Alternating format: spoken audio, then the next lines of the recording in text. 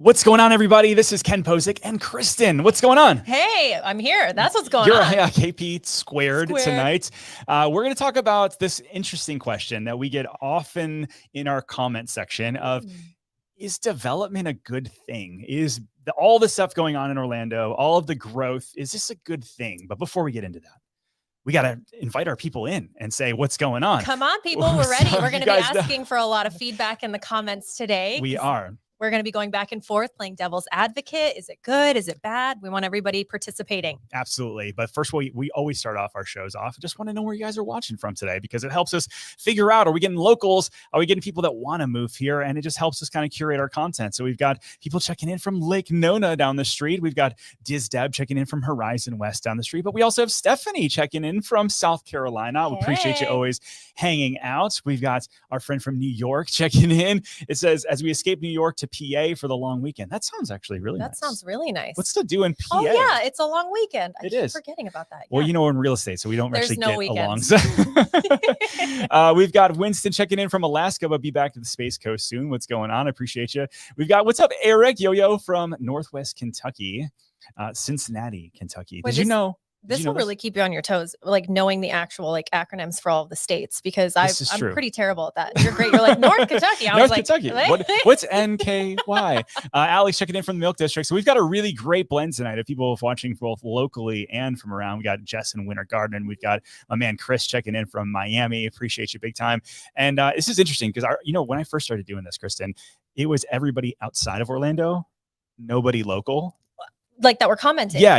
Interesting. And then now it's like a good 50-50 blend, which I love, because like it's people that want to move here maybe, and or locals that are already here. Yeah, like, is this development even a good thing? So let's go into this right away, and make sure you keep commenting down below. But it's interesting when I look at the comments.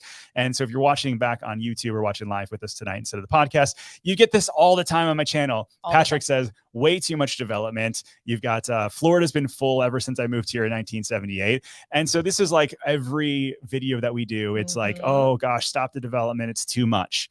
Is it too much is like the question that we're going to answer tonight. And like, what are some of the big projects, like the really big projects that are going to actually shape Orlando in a different way? Yeah, development wise, both residential and commercial, right? So we're going to talk about both. Yeah. And both, I mean, like commercial creates jobs, but it also creates traffic. That's the thing. So anytime I post a video that's like, move to Florida, people are like, no, there's too many people on I-4 already. That's right. So I look at some of the big projects over here that I'm interested in. I kind of sorted this by some of the largest projects in all of Central Florida, all the way from the Space Coast over to like Lake County, Villages, Marion County area. And one of the big ones I didn't know about that actually has moving forward. Like, we knew this was possibly coming, but the fact that they're actually putting in for permitting is the Orlando Dreamers baseball stadium. Are you excited about this? I'm very excited for this. I think this kind of stuff is always so fun because it ends up being always like this architectural phenomenon, right? Yeah. It creates a lot of permanent jobs, which we love to see. We do. I mean, who doesn't want more stuff to do in Central Florida? Absolutely. And so this is just actually 2 weeks ago, they've put in for official pre-design. And so the way that this goes is they say, hey, here's what we want to do with the area. Here's what we think it'll roughly cost. Here's what we think it's going to do for an economic impact to the area. And then here's our timeline. And then they take that to the county and they get it approved. And then once they get approved, then they go to permitting. And then it's like, hey, we have to bid this thing out. So this is like a 2-year process for something that's going to be a $1.7 billion economic impact. And it always costs more. And I know we briefly talked about this a little before the show, so we try not to talk too much because we want to save it for you guys. Yeah. But I do residential real estate. So a lot of this, it's fascinating to me that they have to do all of these studies. And I'm honestly glad about it. So how does it affect job growth here in the area? They have to actually do reports on what is this going to do for while we're building it, temporary jobs, and then what is this going to look like when it's permanent? And I think that's so interesting. All of that goes into this. That's why we're always... I'm confused why it takes so long to build stuff, but really a vast majority of it is that permitting and the infrastructure, the data that they have to get, how it's going to affect the local economy. It's just amazing to me. There's so much that goes into it. Yeah. And it's like, you think, okay, raising the money has to be the hard part. No. But it's like No, apparently that's actually easier than going through. And so, yeah, you're absolutely right. So the whole design process, you can see here, this is a site that I pay for that goes through permitting and kind of follows along some of the bigger projects. And so, yeah, you've got pre-design and then it goes to design, then they have to go to bidding, and then it's finally construction, and then they get permitting, and then, or, final certificate of occupancy of the space. And then it goes to operations. And so they're saying that if everything goes smoothly, that they're going to break ground in 2025 with a full build out being 2030, which seems far away. It does seem far away, but it's not. It's going to go so fast when it actually starts happening. And we're going to get our little drone and we're going to go around there. We're going to watch it. Look what Diz Deb said. She said, excited for a town baseball, but the name is, we put out a TikTok about this and a reel. And like the number one comment there was like, oh, great, here we go with more construction. And then secondarily was the name. What the heck is the Dreamers? I have to believe it's a placeholder because they don't even know if are they going to bring like the Tampa Bay Rays up here? Are they going to do like an expansion team? Like, what is it going to be? I could not tell you. I am not the girl to ask. You're not the girl to ask, but you're excited. I'm excited. I love that. That's great. There's a bunch of other projects, but so let's take some of the pros and cons, but actually one more story, and then we'll go into some pros and cons on the development and is this too much? And so this is from the Growth Spotter over here. They did an article about Winter Park exploring policy changes amid bringing new development to the West Fairbanks corridor. Now, is Winter Park affordable? No, not exactly the most affordable place. In fact, it's the most expensive place in Central Florida. And so what they're thinking is like, how do we create more land when we don't have any land? Last time I checked, they stopped making land. That's true. I mean, we can check again, but I'm pretty sure that we're done with that. They're done with the new land. And so, but like places like Winter Park that used to be industrial areas are now like, okay, well, maybe we don't need some of these old industrial spots anymore. Maybe like we could repurpose that for not lower income housing, but just like more housing in general. Affordable housing or housing period. I mean, Winter Park needs some more houses. More supply will hopefully keep the expansive growth in check, if you will. And so this is actually West Fairbanks corridor. And this is wild to me because they actually did an overlay on this. And there's basically 10 different landowners in Winter Park that own 66.8 acres. And it's a stretch alongside the West Fairbanks area. And this is a great area. There's restaurants like all up and over here, really close. So close to Whole Foods. It's so close to Trader Joe's. It's next to that Winter Park Village area. It's such it always blows my mind that this area hasn't already been developed. But so this is not a shock to me at all that this is a conversation that's happening. Yeah. And so my boy, Jeff Briggs, shout out to Jeff Briggs. We've had a rough issue with Winter Park getting through permitting with our flip. Not Jeff's fault. Jeff's great. But it took us a little bit longer than we wanted to. Yeah. And isn't your property near this? It is. You got a little stake in this? I do. This is thankfully about a half a mile away from our flip that we're working on. But anyhow, so you look at this area and what they want to do is redevelop it to where they're going to make it easier for condos and townhouses and potential little neighborhoods to pop up and go from what's currently industrial and, make it really, really easy for any kind of developer that wants to come in here and say, hey, we want to pop up some new properties. And the city's going to say, yeah, go ahead, do it. See, this is a great incentive for anybody out there who's thinking about investing, because this is an awesome location. I mean, 10 out of 10. It is. And there's a lot of available space. So you could really get kind of creative with townhomes, duplex. I don't know if they do duplexes, but they need to. They need to. We've talked about this. There's not enough duplexes in Orlando. It's a very weird phenomenon here. Yeah, I agree. Because I'm always on the lookout for duplexes and I can never, for my clients and myself. That's right. Alex says Winter Park is perfect for an infill development. I absolutely agree. I mean, there's a lot of like older houses and some people will say, well, there's like these mega mansions next to like not the greatest area. And that's exactly what they're trying to do is sort of like, make it all similar, have it not be so up and down, if you will. Yeah. Kind of like what they're doing with the bricks over in the College Park area. Yeah, you nailed it. So that whole area used to be old, like orange packing facilities and just like not very savory area. Yeah. Now it's pretty great. And it's so close to the residential area.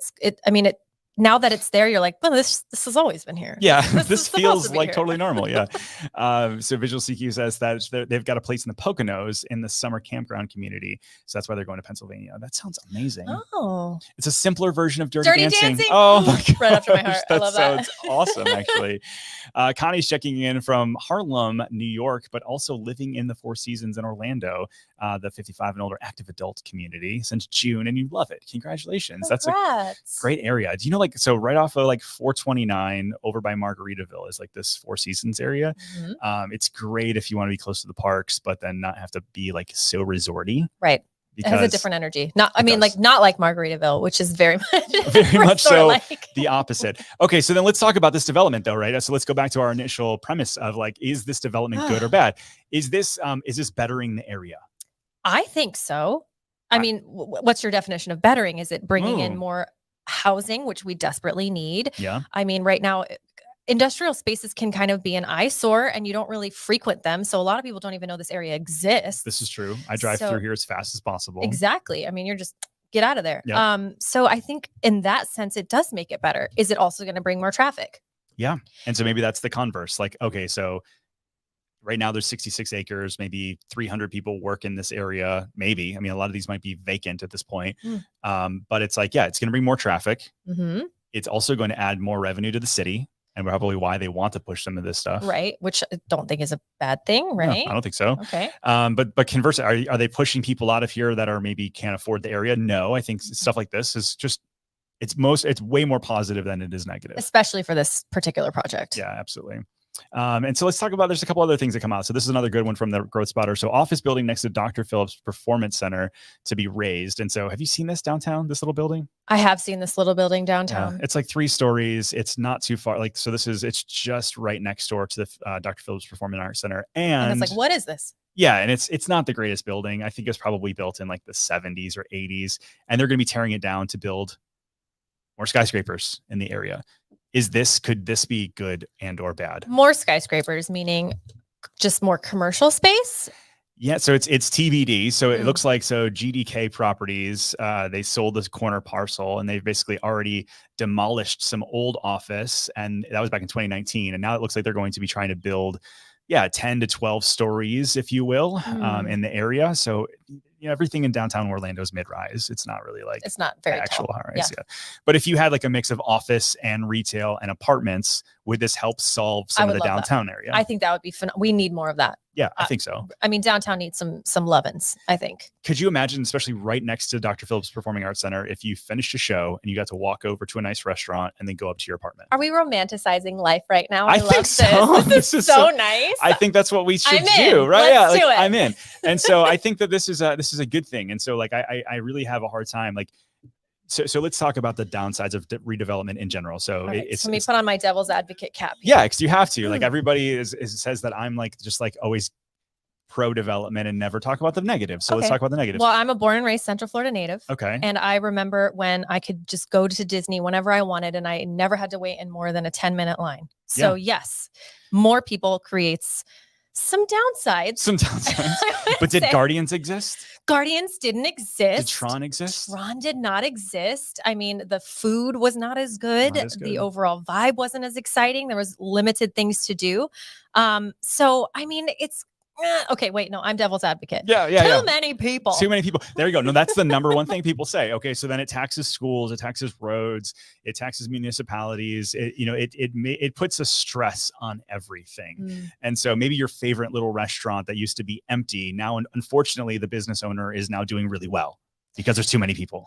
And so that's the pros and cons to it. It's like when something goes TikTok viral, right? I mean, it happens all the time at Trader Joe's. Sure. Somebody creates a recipe and then this particular item is no longer in stock at Trader Joe's for like 4 months because everybody's doing this. So yes, is it inconvenient for the individual? Of course. But does it help the business owner? Does it help the business? Does it help the area? Yes. So maybe we just be a little patient, right? And we just enjoy the good that comes with the little bit of extra traffic that's associated with it. So can I tell you, I'm going to tell you, this is a secret that I only tell people that are not on live. Oh, I'm so excited. Okay. First off, hello, Sean from Disneyland Paris. Oh my God. Sean, how's the food? I hear it's not so great there. So let us know. Yeah, that's what I've heard. I've heard Disneyland Paris's food is not great. Okay, but Disneyland Paris and Shanghai both look so beautiful. I know. Well, I was at Disney Tokyo and Disney Sea, and you should be so jealous, Ken. Oh my God. So it was amazing. Yeah, wait, go back to the secret. Okay, so I have this vision for being able to help turn Orlando into something even more incredible than it is now. I think that I'm very pro development. I think that we have the Space Coast 45 minutes away. We have the theme parks. You have people from all over the world. You have Osceola County, which is 75% rural, Lake County, which is 55% rural. You've got so much land to build and so much talent to pull from our local like the largest public university in the world or the country is here. And so I think that Orlando is like they're playing it safe right now. Yeah. Okay. I love that. Because I think with who we have here and what we have here, there's just no reason why we can't be the next Austin in only the good ways, hopefully. And and some of there's so many great things that I'm loving in Orlando, which is why we have this channel and why we're such big Orlando fans. Do kids still say Stands? No, I don't think they say Stands. I heard somebody say that about me the other day. Somebody said that about you? Yeah. He said, yeah, I'll show you the clip. Yes. But anyways, I think that Orlando is massively playing it safe. And I think that we have got so much opportunity here. And yet, if you don't buy into the redevelopment, there are some downsides. There's going to be places that get turned around. Like people talk about all the time, like a Pine Hills or a Paramore. Those are they're lower income areas. Maybe they get a couple more calls to the police than other areas. Yeah. Sure. They say probably. Yes. Probably. But eventually some guy's going to say, or some gal is going to say, hey, that's ripe for development. And we're going to move into the area. Ken, he's a feminist. I love it. I think the people that are developing, the lady Maureen, who's developing the JW Marriott, she's a total badass. Women are the best. She's great. Yeah. So Linda Pellegrini, she's built out half of Iowa. She's a total badass. About it. I'm about it. I'm about it too. Bring her here. They can multitask. They're smart. Anyways, I know we are. Just keep going. So let's keep going. Yeah. But I totally agree with you. I think that, it's just a matter of time before an investor looks at these areas like a Pine Hills and thinks, wow, this location is insane. Yes. Why have we not been pouring more into this area? Yeah, absolutely. And Connie asks, don't the property taxes support the schools? Yeah, a good portion of your taxes support the schools. Actually, residential is more of a net. So they say, so if you go to some of these city council things and these new neighborhoods are going in, the county doesn't actually make so much more money because they spend so much of it on busing and schools and infrastructure very, very, very quickly. But you take an industrial spot that's really has no school income, and you give that over to the schools. Now, all of a sudden, the schools have more things to do. Yeah, absolutely. And it creates more jobs as well, because you're going to need bus drivers to get to those kids. You're going to need teachers for those kids. That's right. There's a lot of good that comes with it. I'm not being a very good devil's advocate. I'm trying, but I'm pro development as well. I think couldn't tell. I think it's great. So going back over to a few of these different projects that we have downtown, which I think are quite exciting. And one of them, speaking of schools, is the Neo City Town Center. So if you don't know let me ask you, do you know what Neo City is? I don't actually. So Neo City is this area of Kissimmee. It's in Osceola County. And I think this is a brilliant thing. They've got a guy from South Korea that's building out this $800 to $900 million town center, but next to it is the Neo City School. We have not talked about the Neo City School before? No, let's talk about it. Come on, all right. So the Neo City School was like this almost test case for the county, for Osceola County, where they said, hey, we've got this money set aside. We want to build a new school and make it part of an opportunity where we can have sort of tech and advancements. And it's not a Montessori, it's a public school, but they just treated it different. And I was talking to one of the former administrators of the school, and he said, listen, when we actually had to go buy curriculum, I didn't know this is all new to me. He said, hey, it used to be we'd go to a curriculum place and we said we need to buy all of the curriculum, and it would be like $5 or $10 grand per kid, and it was like a package. So math, English, all of that. It's like a set. Science, all that is like a set for the year. Gotcha. And it was crazy expensive, but you got the books and the teaching. Instead, they said, what if we could save some money? And we said, hey, we want to teach kids math this way, so we're going to pull from here. And we want to teach kids hands-on science and partner with local tech companies and do it from here. And we had a la carte. And apparently it saved significant amount of money. We love that. So that they could reinvest back into teachers and the facility. And this is the thing that blew me away. That apparently Florida, we've got school choice. There's kids coming from Lake County all the way down to Kissimmee just to go to this school. Incredible. The 11th and 12th graders at this school are interning at Skywater, which is they've got defense contracts, and they're teaching kids how to. So real jobs right out of school that pay well. Yeah. Imagine graduating high school and you're like, oh, I've already worked in a clean room and I know how to work on microcomputers and all this other kind of stuff. Better than out of the box. Wow. That's incredible. Yeah. Why am I only now hearing about this? I don't know. This is what you're here for, Ken. This is what I'm here for, right? And so if you look, so it's at this Neo City Town Center. So this is they're already budgeting. They're in the design phase, meaning that they've already made it through pre-design. They're designing. They're grabbing their actual costs. It's going to be $800 to $900 million. This is going to go in right next door into the Neo City Town Center and hopefully promote more of these tech companies and some other stuff coming. So again, we think about this. Yes, it's going to create jobs. It's going to create more school opportunities. Better educated populace too as well. And maybe other schools can take and learn from this Yep. and do something similar. Yep. Because, we struggle a little bit with education. Oh, totally. Yeah. So it'd be nice to kind of revamp that. I 100% agree. So Breezy DeKing said, just moved to Lake Nona area. Any good recommendations for date night? I think Nona Blue is great. Yes. I think, I'm not thinking Canvas, although I like Canvas. Chroma is another one, has great drink options, great apps, and just, it's a really good spot. Phosphorus is delicious. Phosphorus is fantastic. So good.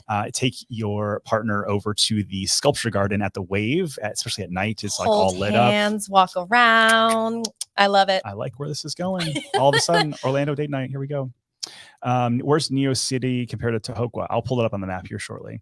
Chroma. Yeah, there we go. Chroma. Wow, that was quick. Chroma's like there. Back to your food question. So Sean says food's not very good. Limited choices on the menu. We've gone back to New York, Marvel Hotel to eat the buffet both nights. Oh no, it's that bad. Oh my gosh. So wait, you're in Paris and then you go to the New York Marvel Hotel to eat. I love it, Sean. You know what? You do you, man. You do you. I am so excited that you're there and just living it up. Just when I was in Paris, I literally every morning just ate bread. Like it was great. We had like a baguette. We just walk around eating bread. It was so fun. I loved it. It's so good. All right. So let's talk about the Bright Line because this is actually. Uh-oh. What happened? There we go. Okay. Your browser lost connection to your camera. Just gonna vamp. Can they still hear us? I think so. Oh. Yeah, it's still rolling. Okay. Let's see what happened. Stay with us. Stay with us. Don't leave. There we go. All right, we're back. I just unplugged this. That's what it was. That was totally my bad. Oh, I'm so sorry. We were just a podcast for a couple minutes. We were. All right, that's fine. So the Bright Line. So they have actually delayed. You know about this, right? Yeah. Talk to us about it. Well, I mean, it's just it keeps getting pushed back, and they haven't really commented on why. More so, just saying that they're close to the date for the Bright Line, and it's it's just delay after delay. But I mean, that happens pretty common. I wouldn't look too much into it, but. I tried to look into it. Did you? Did you find anything? No, not at all. They're not saying you're exactly right. They didn't say anything. But here's the crazy thing is people have actually bought a bunch of their actual tickets. Well, they're going to get refunded. Okay. I did see that. So they're going to get refunded or given, I guess, coupons to purchase again at a later date. Okay. Do you think people were buying tickets to be like the first? I want to, yeah. Well, then we should do that. I mean, I want to go like see the experience. And they did this whole like they rolled in the train to MCO, and I thought it was open. And they're like, oh no, this is just pretend. We're not yet. We're not yet open. This is it. But speaking of Bright Line though, so they actually also are in design phase, and this actually just went a couple months ago. But $500 to $750 million they've now set aside to bring the Bright Line from Orlando to Tampa. So they're actually going to finish that loop very quickly. I mean, they're saying that construction to start in 2025 with completion in 2028. That'll be great because when I first started in my career in real estate, you know how when you're new, you'll just do anything. Sure. Right? You'll go anywhere. I sold like 3 or 4 homes in Tampa. Did you really? I did. I was like, I'll go anywhere. That is a hike. It was a hike. So this would make that easier. And I've got some selling experience in Tampa. So we need to like branch out. You're our girl down there. That's awesome.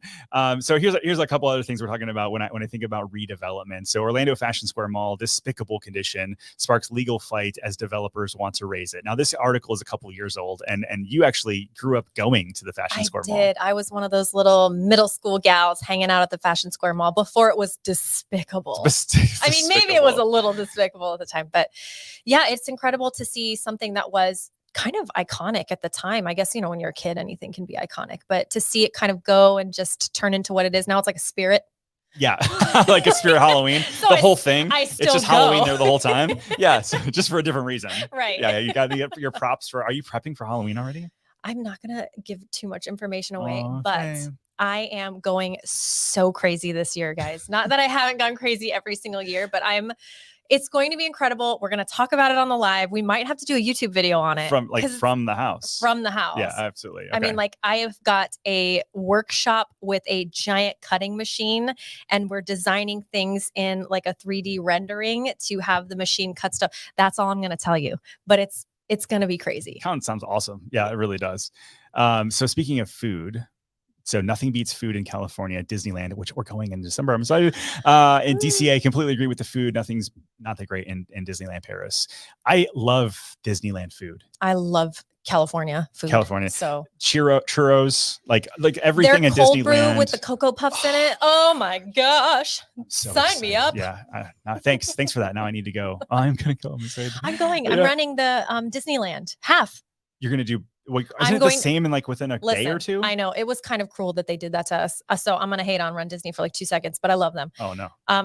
So I'm doing the Dopey Challenge, so Yeah. the 5, 10, half, full marathon. Okay. Getting on a plane, flying to California the next weekend, doing the half. Oh, you get a week though. You Yeah, can you recover a little bit. get 5, 6 days. Still, that's pretty close. Yeah, it's very. Do you get a special medal because of that? No. What are you talking about? You don't get like a bi-coastal medal? You would think that we would, but no. That sounds ridiculous. All right, so going back to the Orlando Fashion Square Mall. So this is actually getting redeveloped by Chuck Whitall, which, and I one of the things, like, this happened right before the show.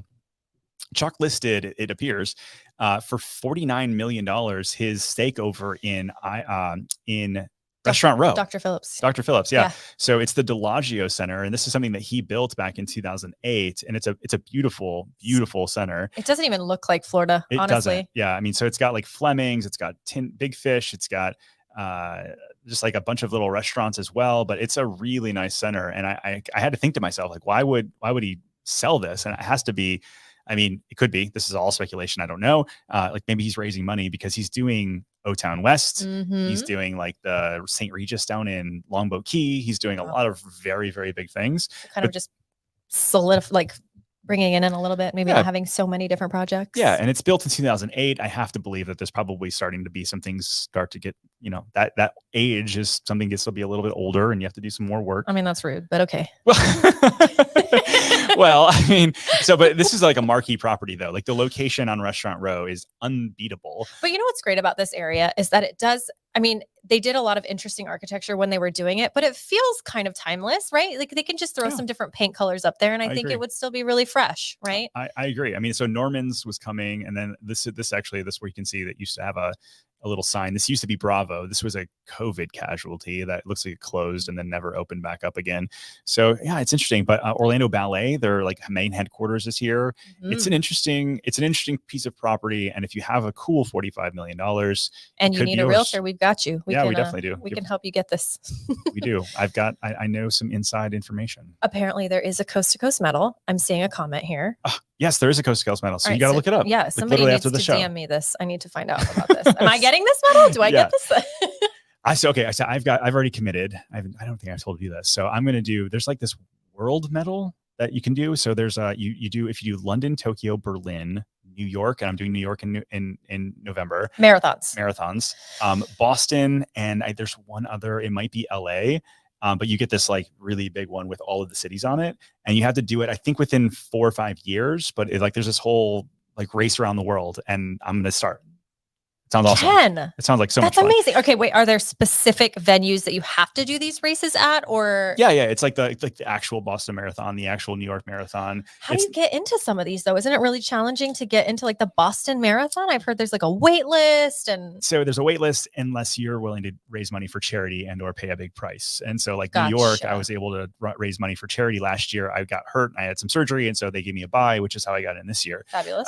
But yeah, from then I think it's either raising money for charity or the lottery. That's amazing, because I'm doing a second marathon. This will be my second marathon, and training starts Monday, and I'm already like, you know what? I think this might be my last. So I could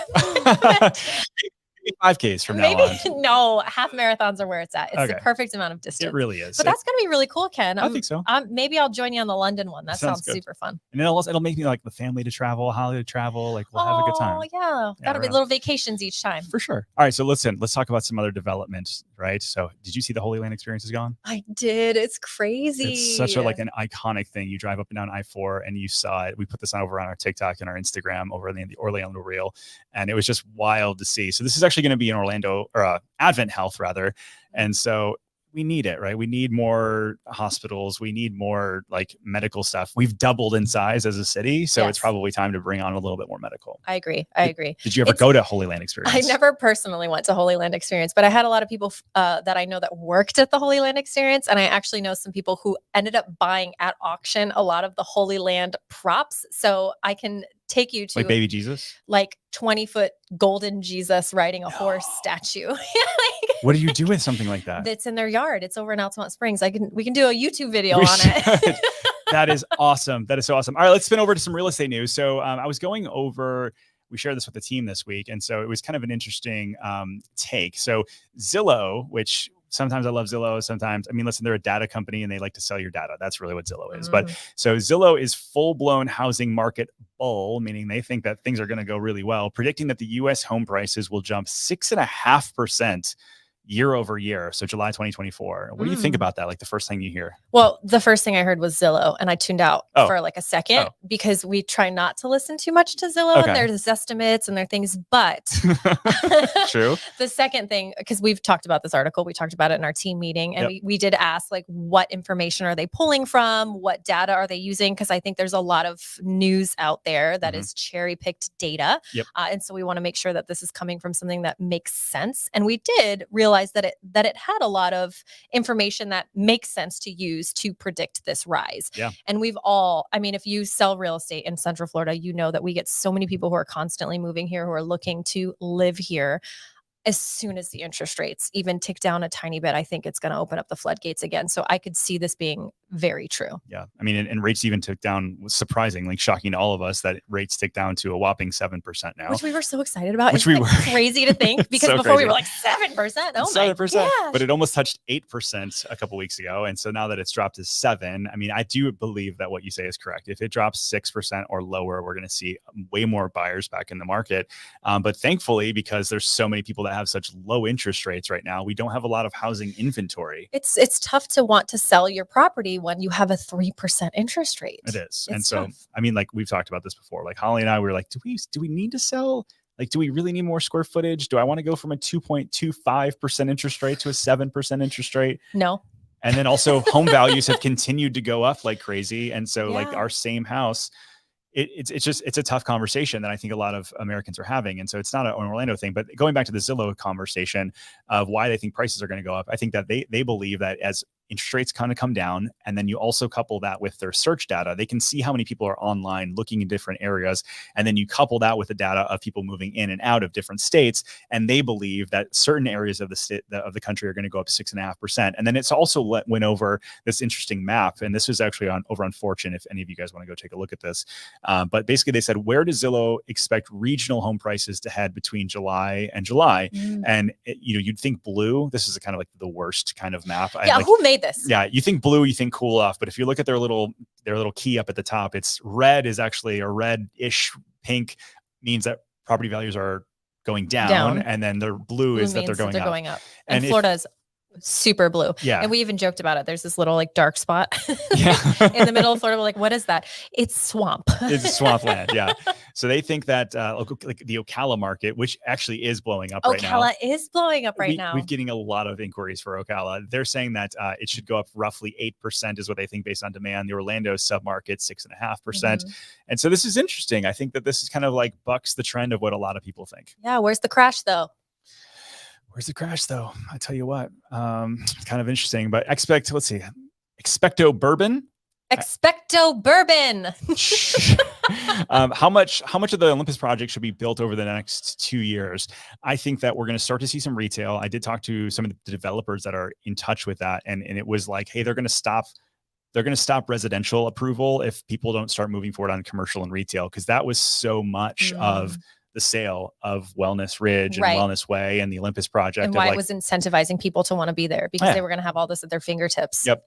And so like, listen, I think developers do this all the time. The residential money is easy money. They can sell a lot, make some money, sell it to a builder, a Lennar, David Weekley, any of these guys, they make some quick money. Whereas the retail takes time and they got to find a tenant. And then it's like, but it makes sense that they would hold off a little bit on that because they're going to be able to sell it for more if the infrastructure for the shops and restaurants are already there. I mean, that just is a no-brainer. Oh yeah, I totally agree with you. I totally agree with you what you're saying there. So let's go the last thing that kind of like solidifies even that Zillow data. So this was actually put together just by the Real Estate Association just for Orlando. So our MLS data and like what's going on here. And this is kind of how we wrap out some of the shows. So if you guys have other questions, make sure you drop them below and we'll answer those before we wrap up. But this is something we talk about on our team also all the time. All the time. Let me get comment. So sorry. Thank you. Expecto bourbon. What a cool name. So you've got single family and we've got like months of inventory is pretty low. Really anything under $1 million or I guess $500,000. It's a strong seller's market. And then once you hit 500, it kind of gets to be a balanced market. Almost. We're almost seeing a balanced market in the Yeah. 500 to million. 500 to a million. And then you look at like average days on market, 40 days. That's a pretty strong thing. Average sales price. This is one that kind of like shocked me. I mean, average sales price is 522 for a single family home in the 5-county area. I mean, I'm not surprised. I would say that that's very accurate. Well, think about, we talked about the earlier, like if somebody starts to look at Pine Hills, what's like, the average price there? Like 250, 250. It's half. It's half of the Orlando. And so it's like walking distance to downtown. Isn't that crazy? Yeah, I'm not like running to Pine Hills or Paramore to like to sell all of them. I mean, maybe if you guys want to buy an investment properties or that kind of thing, but like if you are able to buy a house for half, it's understandable why so many people are looking at that at least. Yeah. And why a developer would very easily say that that's undervalued when you have 50% off. That's a big discount in an area that's actually very convenient. Very convenient. You have, so it's not right. So Paramore and Pine Hills, again, like we're not saying that this is like the crown jewel, and yet it's just a value play for many developers. I mean, it's very similar. Again, I know I keep bringing up the bricks, but I think the bricks is just amazing. It's very similar to that area. It's kind of like, like OBT. Right? Yeah. Like what's going on? You don't necessarily think OBT and nice, right? But it's incredible to see that, you're getting half off on this land. You put a little bit of equity into it, make it a little bit nicer, put in some things that people actually want to have, infrastructure around that. And then boom. You have the packing district. You got the packing district. Yeah. I mean, the packing district was like in a not savory industrial area. Soto kind of even. Totally. Yeah. I mean, it was not the greatest area. And then now all of a sudden you've got the hospital and you've got all these like, and I live there. Restaurants. So I mean, done. Done. Yeah. Like, all right. So let's get to a few other questions and we are going to wrap up for the night. So Feffin? Yeah. It says, I understand that you originally lived in Celebration, but then you moved to Winter Garden. Can you elaborate on why? Is it because you got more house for the money or do you like the new area? So we moved here and we didn't do what I now suggest everybody does, which is like, come visit, get out of the bubble. If you're like a big Disney fan and you want to live in Celebration's amazing. Like it's so cute. It's so cute. It's literally a storybook community. And it's so close to Disney and there's so many great things about it. Like it's got a good K-8 program and it's just a great place. So that's all we knew though. And we didn't know that other things existed. Like we were just like, hey, we love Disney. We want to be close to it. We're moving to Celebration. That's it. And so I think that you need to get out and get to know like, what is it that you really want to do on the weekends? And when you're not in school or work, like, yeah. Well, this is why we offer lifestyle tours to our out-of-state clients, because we never want to it's such a challenge to really understand what an area is like without visiting it and spending time in it and going to the coffee shops and going to your normal hangout places, right? So if you like to do yoga, I mean, that's important. There's so much thought that goes into this. Like, so we do lifestyle tours for our out-of-state clients. We take you to the communities that you're maybe interested in. We drive you around. Maybe we'll get out, go look at the coffee shops. We'll look at the schools, really get a feel for it. I mean, there's nothing like driving around a community to really understand if that's a place that you want to call home. That's right. And I mean, there's nothing wrong with Celebration. Celebration's beautiful. Every time I'm there, I'm like, oh my gosh, that's so cute. But the HOA, my goodness. No, the HOA.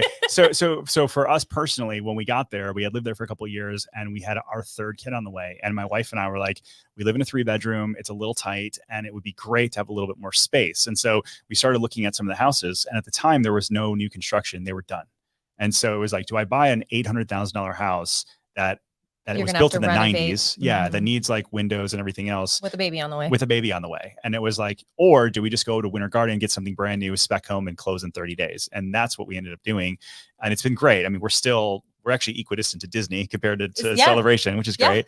But for us, it was just more of a lifestyle thing. Now there's new construction options there. And, if we did it all over again, we'd still be living there if I knew the new construction options were coming, but it is what it is. And we do love where we live. Another question. I love that. Because it's so interesting that you did the exact opposite that we advise all of our clients. Well, that's why I advise people now, because I'm like, hey, you can save on my problem. But it was wild. Like we kept our old house. We rented it out for a couple of years. We did really well on the sale. And it was just like, we sold it right before COVID, which is, I wish I held on to it for 2 more years. I know, but it was like, oh, the COVID's happening. We should sell. And like, we did well and we sold it. But then it was like, 2 years later, I'm like, oh, wow, we could have made a lot of money. A lot of money. Yeah. An extra, a lot. A lot of money. So somebody asks, and I wanted to get to your question about Tahokwa. Where do you see it? Tahokwa. That was a little bit. Neo City. Can we see the Neo City map? That's somebody saying that. Oh, there we go. Yeah. Yeah. So it says, can we see the Neo City map? So I pulled it up for you. Somebody specifically mentioned, how far is it from Tahokwa? It is 12 minutes away. It's very close, especially if you're going to do school choice. This would actually be really great for you. So if I'm going to back out a little bit so you understand where we're at on the map. So Kissimmee's down here. You've got Lake Toho here, and then you've got Little Lake or East Lake Toho here. And right in between, you've got Neo City right here. So 192, if you took 192 all the way down, or you got off on the toll road, or the turnpike rather, it goes right next to it. It's quite close to the turnpike. So that's why I believe there's so many people coming from like Hunters Creek and Orlando, and because they can just take the highway to get there. Yeah, just take the highway to get there. But can you imagine going all the way from like way over here, Lake County? You really have to like the school. You need to love this school. To do that. Take 429 down, and you're either going to take 192, which you probably wouldn't. You would take back up and over 417 over to the turnpike. It's going to be a 55 minute drive easily. And tolls every single day, each way. But yeah, Toho is right down here, the Pulte neighborhood anyhow. So yeah, hopefully that's helpful. Yeah. Ken is from Michigan. Yes. I am from Michigan. Ken, can you help know all about Central Florida area? Yeah, that's what we do. Ken, yes, that's what we do. Here. Yeah, he teaches me even. That's right. So I am Doom. I love the channel. Are you both originally from Orlando? She is. I am. I'm not. Born and raised. I'm just an Orlando fanboy. So anyways, listen, that's it for us tonight. I appreciate you. So what was the deciding factor? Like, is Orlando development good? Or is it bad? So what does everybody think in the comments? Let us know down below, and we're going to follow up with you on the comments afterwards. My hot take is that I think that I'm going to be part of making this whole place really, really dope. And so that's what we're here for. What about you? I'm your biggest cheerleader, Ken. Oh, so sign me up. Let's go develop. Thank you all so much. We'll see you on the next show.